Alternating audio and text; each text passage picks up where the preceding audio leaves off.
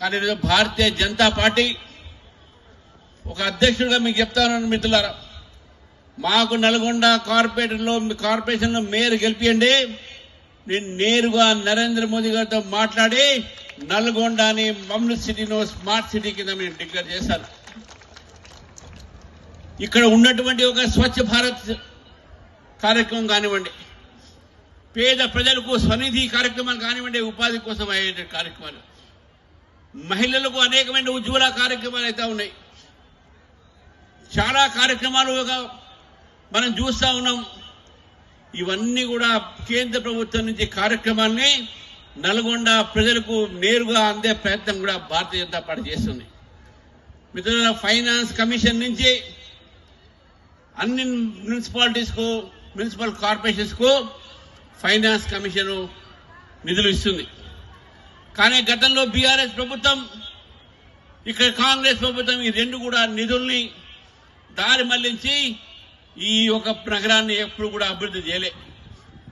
నగరాలలో అభివృద్ధికి రావాల్సినటువంటి కేంద్రం నుంచి వచ్చినటువంటి నిధుల్ని దారి మళ్లించిన సంగతి మనం చూసినాము. కాబట్టి మిత్రులారా, ఈ రోజు జరగవద్దు అంటే అది భారతీయ జనతా పార్టీ మాత్రమే ఆపగలుగుతుంది. మీరు ఒక్కసారి చూడండి, మన రేవంత్ రెడ్డి గారు అన్నారు అసెంబ్లీలో, నాకు జీతాలు ఇవ్వడానికి కూడా నా దగ్గర నిధులు లేవన్నాడు. పెన్షనర్స్ గవర్నమెంట్ ఒక ఎంప్లాయీస్ గా పనిచేసిన గవర్నమెంట్ ప్రభుత్వ ఉద్యోగంగా పనిచేసినటువంటి ఒక రిటైర్డ్ ఎంప్లాయీస్ కూడా ఈరోజు పెన్షన్ ఇవ్వలేని పరిస్థితి ఉంటే దాదాపు రాష్ట్రంలో 40 మంది ఆత్మహత్య చేసుకున్నారు. మరి నీకు జీతాలు ఇవ్వడానికి నిధులు లేవు, నీకు పెన్షన్ ఇవ్వడానికి నిధులు లేవు, మరి నువ్వు ఏ విధంగా నువ్వు డెవలప్ చేస్తావు మున్సిపాలిటీస్ని?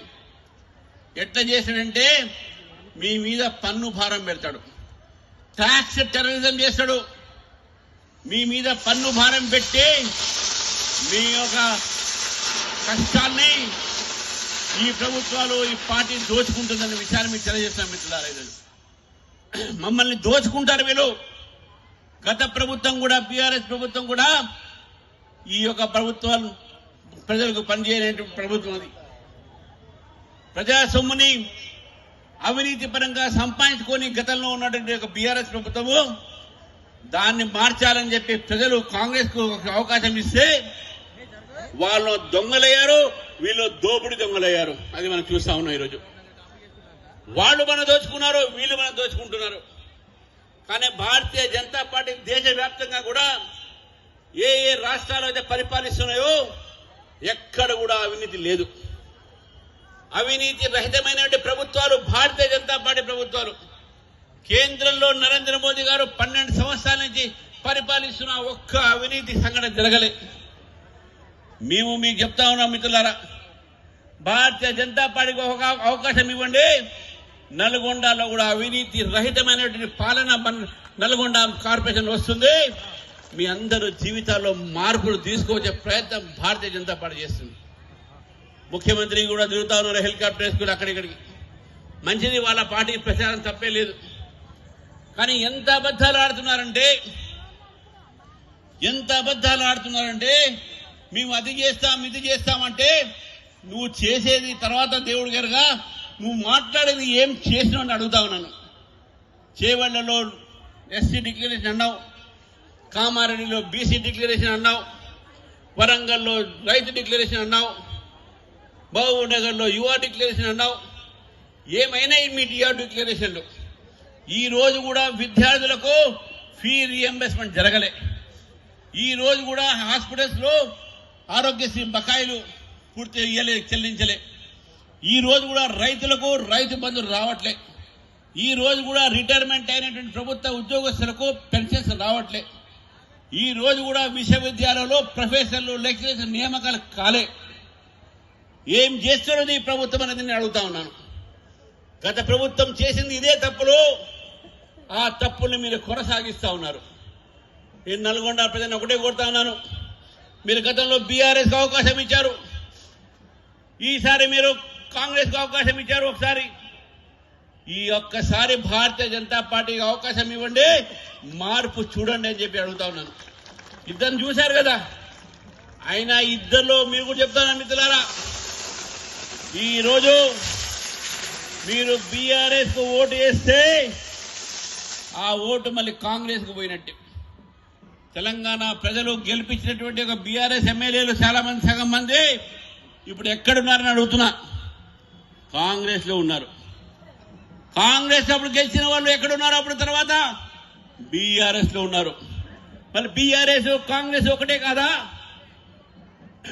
ప్రజలు ఓటేసి గెలిపిస్తే పార్టీలు మారుతా ఉన్నారు. నీ ఇక్కడ చెప్తున్నాను, ఎవరైనా పార్టీ మారరు అంటే అది కేవలం భారతీయ జనతా పార్టీ క్యాండిడేట్స్ మాత్రమే, అభ్యర్థులు మాత్రమే అనే విషయాన్ని మనం గుర్తుపెట్టుకోవాలి. కాబట్టి ఒక సుస్థిరమైనటువంటి ఒక పరిపాలన మనకు కావాలి. రేవంత్ రెడ్డి గారు చెప్తా ఉన్నారు, రామచంద్రరావు నన్ను రేవంత్ దీన్ అన్నాడని. మరి నువ్వు రేవంత్ దీనివే కదా, నువ్వు మాట్లాడితే ముస్లింల గురించి మాట్లాడుతున్నావు కదా. నువ్వు నిన్న వికారాబాద్ ఏమన్నావు? 4% రిజర్వేషన్ ముస్లింలకు నేను ఇస్తున్నా, రామచంద్రరావు తీసేస్తాడు అని చెప్పి భారతీయ జనతా పార్టీ మీద అన్నాడు ఆయన. రామచంద్రరావు కాదు, భారతీయ జనతా పార్టీలో ప్రతి నాయకుడు, ప్రతి కార్యకర్త మతం ఆధారంగా రిజర్వేషన్ వ్యతిరేకిస్తాం. మీ యొక్క రిజర్వేషన్ వల్ల బీసీలకు అన్యాయం జరుగుతుంది. ఆ 4% ముస్లిం రిజర్వేషన్లో రావాల్సిన అసలైనటువంటి వ్యక్తులు బీసీలు. వాళ్ళకు అన్యాయం చేసి వాళ్ళ రిజర్వేషన్లకు మీరు నోట్లో దండు కట్టి ఈరోజు ముస్లిం రిజర్వేషన్ ఇస్తా ఉన్నారు. కాంగ్రెసే ముస్లిము, ముస్లిమే కాంగ్రెస్ అంటున్నారు. ముస్లిము కాంగ్రెస్, కాంగ్రెస్ ముస్లిము, ముస్లింలకు మేమే బాగా పనిచేసామంటున్నారు. రాష్ట్రపతులు చేశామన్నారు. ఈరోజు అటల్ బిహారీ వాజ్పేయి గారు భారతీయ జనతా పార్టీ ప్రధానమంత్రి. ఆ రోజు భారతీయ జనతా పార్టీని గెలిచారు. వారు ఉన్నప్పుడు అబ్దుల్ కలాం గారు మనం రాష్ట్రపతి చేసినాం. మన అబ్దుల్ కలాం గారు ముస్లిం కాదా? భారతీయ జనతా పార్టీ మతం ఆధారంగా కార్యక్రమం చేయదు. భారతీయ జనతా పార్టీ అందరినీ ఒకే రకంగా చూస్తున్నాం. అందుకనే సబ్కా సాత్ సబ్కా వికాస్ అని మనం భారతీయ జనతా పార్టీ అంటున్నాం. మనం మిత్రులారా, ఒక మాట చెప్తా ఉన్నాను. ఈరోజు రేవంత్ దీన్ ఎందుకున్నా అంటే ఆయన ఎప్పుడు మాట్లాడినా మై ముసల్మానకు ఓకియా. నేను అడుగుతా ఉన్నాను, తుమ్ ముసల్మానో కో కియే తో హిందూకో క్యా కియే? హిందూ దేవాలయాలు పగలగొడితే ఈయన మాట్లాడలే. హిందూ దేవాలయ భూముల మీద కబ్జా పెడితే ఈయన మాట్లాడలే. హిందువుల మీద అవమానం జరిగితే మాట్లాడలే. మరి ఈయన కూడా మాట్లాడాడు. ఏమని? తాగేటోళ్ళకు దేవుళ్ళు ఉంటారంట, పడుకునే దేవుళ్ళు ఉంటారంట, వాళ్ళకి దేవుళ్ళు ఉంటారంట, తినేటో దేవుళ్ళు. మన దేవతల్ని అవమానపరిచింది రేవంత్ రెడ్డి గారు కాదా? ఇది కాంగ్రెస్ ఒక ఆలోచన. ఈ కాంగ్రెస్ భారతదేశాన్ని అవమానపరుస్తా ఉంది. ఈ కాంగ్రెస్ హిందువులను అవమానపరుస్తా ఉంది. ఈ కాంగ్రెస్ హిందూ దేవాలయాన్ని అవమానపరుస్తా ఉంది. ఈ కాంగ్రెస్ దేవతను అవమానిస్తా ఉంది. కాబట్టి కాంగ్రెస్ మన బుద్ధి చెప్పాల్సిన అవసరం ఉంది మిత్రులారా. ఈరోజు కాంగ్రెస్ పార్టీ వచ్చిన తర్వాత అవినీతి మాత్రమే పెరిగింది, కానీ అభివృద్ధి కార్యక్రమాలు పెరగలేని విషయాన్ని మనం గుర్తుపెట్టుకోవాలి. ఏం అభివృద్ధి చేసినా అడుగుతా ఉన్నాను. బీఆర్ఎస్ అవినీతి చేస్తే నువ్వు చేసినావు. నీ 2.5 సంవత్సరాల్లో మీరు చేసింది ఏం లేదు. బీఆర్ఎస్ కాంగ్రెస్ ఒకటే, దానికి చెప్పడానికి ఒకటే చెప్తా ఉన్నాను.